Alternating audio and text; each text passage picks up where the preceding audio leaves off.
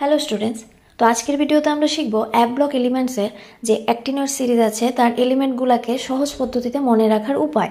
তো এই নিমোনিক্সটা অ্যাকচুয়ালি হিন্দিতে, আশা করি তোমাদের মজা লাগবে। তো শুরু করছি। এসি আছে, তো এখান থেকে আমরা লিখলাম অব, দেন টিএইচ, এটা থেকে লিখলাম তো, অব তো।